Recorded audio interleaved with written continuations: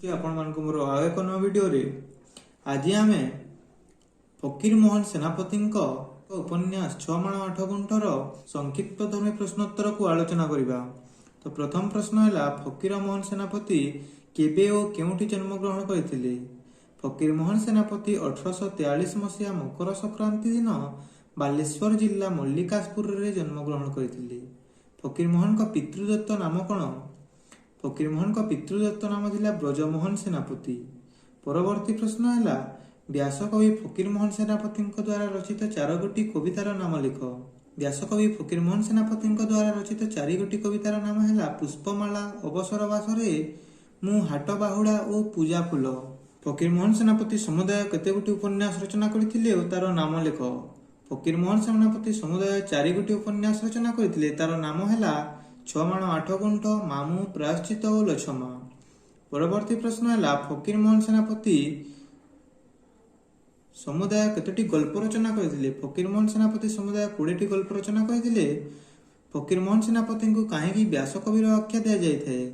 व्यासदेव संस्कृत महाभारत को फकीर मोहन सेनापति ओडिया रे अनुवाद करथिबारु व्यासकविर आख्या प्रदान करा जाय व्यासकवि फकीर मोहन बोली कहा जाए। 6 माण 8 गुंठ उपन्यास रचयिता किए, तांकर अन्यान्य उपन्यास नाम लिख। 6 माण 8 गुंठ उपन्यास रचयिता फकीर मोहन सेनापति। उपन्यासिकंकर अन्यान्य उपन्यास गुड़िक है मामू, प्रायश्चित और लछमा। 6 माण 8 गुंठ उपन्यास केउं समयर सामाजिक जीवन चित्र प्रतिपादन करे। 6 माण 8 गुंठ उपन्यास 1841 रु 1881 मसीहा मध्य समाज रे घटी जाइतिबा घटनावलीर रूपरेख प्रदान करे, जहाँकि सामाजिक जीवन चित्र को जीवंत भाव उपन्यासिक स्थान देइछंती। मंगराजंकर चाष जमी केते? मंगराजंकर चाष जमी 4 बाटी 6 माण, एतद्व्यतीत 30 बाटी 17 माण भागरे चलीछि। मंगराज किपरि एकादशी व्रत पालन करती? एकादशी व्रत दिन रामचंद्र मंगराज संजय बेले द्वादशी पावणा, क्षीर, खई, नबात, पाचिला कदली भोजन करी एकादशी व्रत पालन करिथांती। कलिकता सहर में दिन को केते थर तोप पड़े? कलिकता सहर में दिन को 2 थर तोप पड़े। परवर्ती प्रश्न है 2 खंड रुटी दे जीशुख्रीष्ट केते लोकंक भोक मेंटाई थिले? 2 खंड रुटी दे जीशुख्रीष्ट 1200 लोकंक भोक मेंटाई थिले।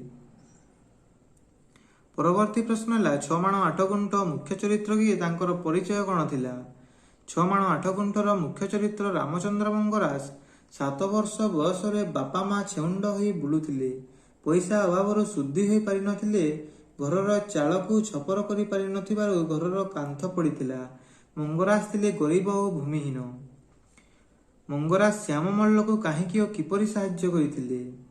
पियाज खाइबा अपराध रे श्याम मल्ल दंडित होई ब्राह्मण भोजन देला। रामचंद्र मंगराज को माउसी पुओ भाई श्याम मल्ल पैतृक संपत्ति 15 माण जमी को माण 5 टंकार क्रय कर ख्रीष्टियान धर्म में मिशीजा पूर्व रामचंद्र मंगराज श्याम मल्ल को उद्धार और साहाय्य करथिले। परवर्ती प्रश्न है रामचंद्र मंगराज हलिया मानकु कोन खाइबा को दियंती? रामचंद्र मंगराज हलिया मानकु प्रतिदिन तोराणी बाड़ीर सजना शाग खाइबा को देइथांती। चीन सम्राट को फकीर मोहन निरीहंकर पुरुष बोली काहेकि कहिसंती? चीन देशर प्राचीर निर्माण कार्य जो श्रमिक माने कठिन परिश्रम कर प्राचीन निर्माण करथिले, केते पैसा खर्च होईची खाली ऐतिहासिक माने इतिहास पृष्ठारे लिपिबद्ध करदेवे सेही आशंका को दूर कर चीन सम्राट देशर समस्त ऐतिहासिक मानकु डाकी आनी हत्या करथिले। तेणु चीन सम्राट को फकीर मोहन निरीहंकर पुरुष बोली आख्या देइछंती। सजना सागर उपकारिता संपर्क में मंगराज कोन उपदेश देउथिले? सजना सागर उपकारिता संपर्क में मंगराज कहिथिले सजना साग हजमी, मलकर, रोगनाशक, मुखरोचक और रोगीर पथ्य अटे बोली हलिया माने खाइबा समय से एकथा कहिथिले। द्वादशी दिन ब्राह्मण भोजन बेले मंगराज उच्चपाटी करी हाथ जोड़ी कोन कहंती? द्वादशी दिन ब्राह्मण मानक पत्र रे चूड़ा गुड़ लगाई उच्चपाटी रे हाथ जोड़ी कहंती, मोसई माने कहंतु आउ किछि लोड़ा कि नाही। ढेर जलपान ढेर गुड़ अछि, मात्र मु जाने आपण मानक आखि बड़, पेट सान, आपण मानक पेट को बलि पड़िलाणी। मंगराज श्याम गोच्छायत जमीरु तली सबु ओपाड़ी नेले काहेकि? श्याम बापा अपर्त्या सबुदिन संध्यारे मंगराजंक पाखक जाई चाष जमी संपर्क रे आलोचना करिथाए। मात्र अपर्त्या कथा श्याम न शुणी निज इच्छा मुताबक जमीरे तली रुए। एथिपाई श्याम उपरे मंगराज को राग। ଶ୍ୟାମର ଜମିରେ ତଳି ରୁଆ ଦେଖି ମଙ୍ଗରାଜ ଈର୍ଷାପରାୟଣ ହୋଇ କହିଲେ, ତୁଟା ନିହାତି ଓଲୁ, ଚାଷ କରି ଜାଣୁ ନାହିଁ। ଆରେ ଏତେ ନିଘଞ୍ଚ କରି ରୋଇଲେ କ'ଣ ଧାନ ଫଳେ? ଗଛ ନିଶ୍ୱାସ ମାରିବାକୁ ତ ବାଟ ରଖି ନାହୁଁ। ଉପାଡ଼ି ପକା, ଅଧେ ଉପାଡ଼ି ପକା। ୟା କହି ଗୋବିନ୍ଦା ଦ୍ୱାରା ଜମିରୁ ତଳି ଉପାଡ଼ି ଦେଲେ। ସାଆନ୍ତାଣୀ କିଏ, ତାଙ୍କ ଚରିତ୍ରର ମହତ୍ଵ କ'ଣ? ସାଆନ୍ତାଣୀ ରାମଚନ୍ଦ୍ର ମଙ୍ଗରାଜଙ୍କ ପତ୍ନୀ। ସାଆନ୍ତାଣୀ ଥିଲେ ଧାର୍ମିକ, ଈଶ୍ୱର ବିଶ୍ୱାସୀ, ପରୋପକାରୀ, ସହନଶୀଳା, ସ୍ନେହୀ ଓ ମାତୃବତ୍ସଲା ନାରୀ। ଗୋବରାଜେନା କିଏ? ଗୋବରାଜେନା ଗୋବିନ୍ଦପୁର ଗ୍ରାମର ଚୌକିଦାର। ଚୌକିଦାର କାର୍ଯ୍ୟ ପାଇଁ ତାକୁ 1.5 ମାଣ ଜମି ପ୍ରଦାନ କରାଯାଇଛି। ଗୋବରାଜେନା ସଚ୍ଚୋଟ ମଣିଷଟିଏ, ପରୋପକାରୀ, ଅସୁବିଧାରେ ପଡ଼ିଥିବା ଲୋକଙ୍କୁ ସାହାଯ୍ୟ କରେ। ଚୋରି ଅପରାଧରେ ଜେଲ୍ ଯାଇଥିବା ଆତ୍ମୀୟ ଲୋକଙ୍କୁ ସେ ଉଦ୍ଧାର କରିଥାଏ। ପୋଲିସମାନଙ୍କ ସହ ଉତ୍ତମ ସମ୍ପର୍କ ସ୍ଥାପନ କରି ଲୋକମାନଙ୍କୁ ସାହାଯ୍ୟ କରିବାକୁ ଭୁଲି ନଥାଏ। ମଙ୍ଗରାଜଙ୍କ ପରିବାରର ସଦସ୍ୟମାନଙ୍କର ବିବରଣୀ ପ୍ରଦାନ କର। ମଙ୍ଗରାଜଙ୍କ ବ୍ୟତୀତ ତାଙ୍କ ସ୍ତ୍ରୀ, 3 ପୁଅ, ବୋହୂ ଓ ପୋଇଲୀମାନଙ୍କୁ ନେଇ ପରିବାରର ସଦସ୍ୟଙ୍କ ସଂଖ୍ୟା ପାଖାପାଖି 30ଟି। ଉଆସ ମଧ୍ୟରେ ସ୍ତ୍ରୀମାନଙ୍କ ସଂଖ୍ୟା ବେଶୀ। ପୁରୁଷଙ୍କ ପାଟି ଆଦୌ ଶୁଭେ ନାହିଁ। ସାରିଆ ଜୀବନରେ ଏକମାତ୍ର ଦୁଃଖ କ'ଣ ଥିଲା? ସାରିଆ ଭଗିଆର ସ୍ତ୍ରୀ। ପରିବାର କହିଲେ 3 ଜଣ। ସାରିଆ ଭଗିଆଙ୍କ ସହ ନେତ ଗାଈ। କୋଳରେ ସନ୍ତାନଟିଏ ନାହିଁ ବୋଲି ସାରିଆ ମନ ଭାରି ଦୁଃଖ। ନେତ ଗାଈକୁ ନିଜର ସନ୍ତାନ ପରି ସାରିଆ ଲାଳନ ପାଳନ କରିଥାଏ। ମଙ୍ଗରାଜଙ୍କ ପୁଅମାନେ କିପରି ସମୟ କାଟନ୍ତି? ମଙ୍ଗରାଜଙ୍କ 3 ପୁଅ। ସେମାନଙ୍କ ଦୈନନ୍ଦିନ କାର୍ଯ୍ୟ ହେଲା ଖେଳିବା, ଗୋବରା ଚୋରେଇ ଧରିବା, ଲୋକମାନଙ୍କ ସହ ମାରପିଟ କରିବା, ଗଞ୍ଜେଇ ଟାଣିବା, ବିଭିନ୍ନ ପ୍ରକାର କୁକର୍ମ କରି କୁସଙ୍ଗରେ ମାତିବା ସେମାନଙ୍କର ଦୈନନ୍ଦିନ କାର୍ଯ୍ୟ। ଏହିପରି ଭାବରେ ମଙ୍ଗରାଜଙ୍କ 3 ପୁତ୍ର ସମୟ ଅତିବାହିତ କରିଥାନ୍ତି।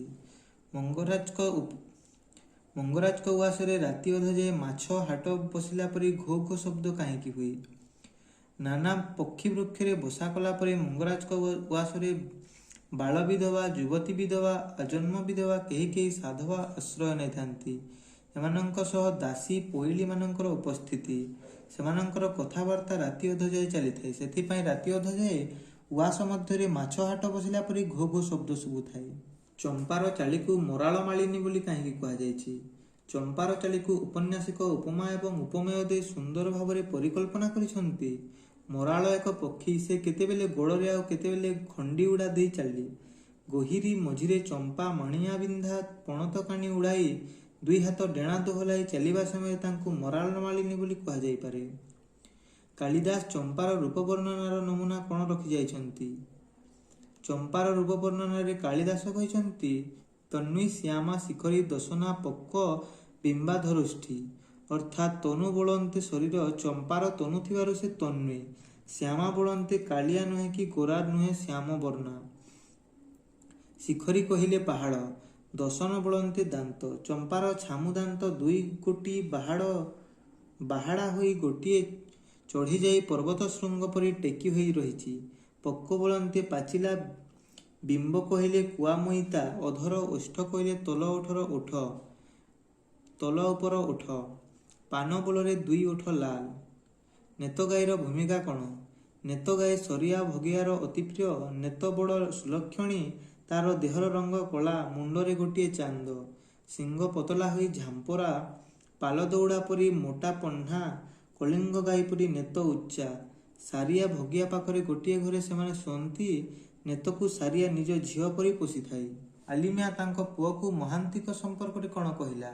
ଆଲିମିଆଁ ତାର ଏକମାତ୍ର ପୁଅ ଶେଖ୍ ଦିଲଦାର ମିଆଁଙ୍କୁ ଓଡ଼ିଶା ଜମିଦାରୀ ବହୁତ ହୁସିଆରୀ ସକାଶେ ଉପଦେଶ ଦେଇ କହିଲେ, ଦେଖ, ସେ ଦେଶରେ ଯେଉଁ ମହାନ୍ତିମାନେ ଅଛନ୍ତି ସେମାନେ ବଡ଼ ଚୋର।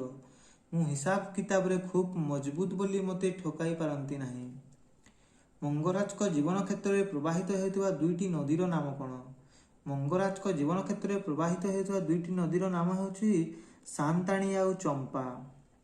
ଗାଁ ଲୋକମାନେ ଭଗିଆକୁ ହୁଣ୍ଡାତନ୍ତୀ ବୋଲି କାହିଁକି କହନ୍ତି? ଭଗିଆ ସାଧାସିଧା ସରଳ ମଣିଷଟିଏ। ଛନ୍ଦ କପଟ ତା ମନକୁ ଛୁଏଁ ନାହିଁ। ତାକୁ ଶାଗ କହ, ମୁଗ କହ, ସବୁଥିରେ ହଁ ନା କରିବାର ପ୍ରଶ୍ନ ଉଠିନାହିଁ। ସେଥିପାଇଁ ଗାଁ ଲୋକମାନେ ଭଗିଆକୁ ହୁଣ୍ଡାତନ୍ତୀ ବୋଲି ଡାକନ୍ତି। ଯଶୋଦା ପାଣିରୁ ଉଠିପଡ଼ି କାହାକୁ ଏବଂ କାହିଁକି ଗାଳି ଦେଲା?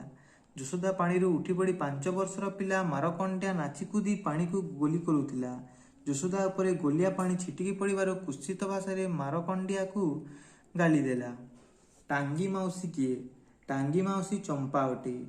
ନଟବର ଘନଶ୍ୟାମ ବାଘ ସିଂହଙ୍କର କେତେ ପୁଅ ଓ ସେମାନଙ୍କର ନାମ କ'ଣ? ନଟବର ଘନଶ୍ୟାମ ବାଘ ସିଂହଙ୍କର 4 ପୁଅ। ସେମାନଙ୍କ ନାମ ଭୀମସେନ, ପ୍ରହ୍ଲାଦ ମଲ୍ଲ, କୁଚୁଲି ମଲ୍ଲ ଓ ବଳରାମ ମଲ୍ଲ। ମଙ୍ଗରାଜ ଗିରଫ ହୋଇଯିବା ସମୟରେ ଚମ୍ପା ତାଙ୍କୁ ଶୁଣାଇ ଶୁଣାଇ କ'ଣ କହିଲା? ମଙ୍ଗରାଜ ଗିରଫ ହୋଇଯିବା ସମୟରେ ଚମ୍ପା ରାମଚନ୍ଦ୍ର ମଙ୍ଗରାଜକୁ ଶୁଣାଇ ଶୁଣାଇ କହିଲା, କନ୍ତା ଘର ଜିନିଷ ଗୁଡ଼ାକ ଉଇ ଧରିଯିବ, ମୂଷା ଖାଇଯିବେ, କ'ଣ ହେବ? ଆପଣାଠାରେ ବସୁଥିବ, ଉପାସ ରହିବ ନାହିଁ। ପରବର୍ତ୍ତୀ ପ୍ରଶ୍ନ, ଚମ୍ପା ଗୋବିନ୍ଦା ଉଦ୍ଦେଶ୍ୟରେ କି ଢଗ ବୋଳିଥିଲା? ଚମ୍ପା ଗୋବିନ୍ଦା ଉଦ୍ଦେଶ୍ୟରେ ଯେଉଁ ଢଗ ବୋଳିଥିଲା ତାହା ଥିଲା, ଏହିକି ଏତେ ନା ମୁଦି ନାହିଁ ଗୋଡ଼ କଚାଡ଼ କେତେ।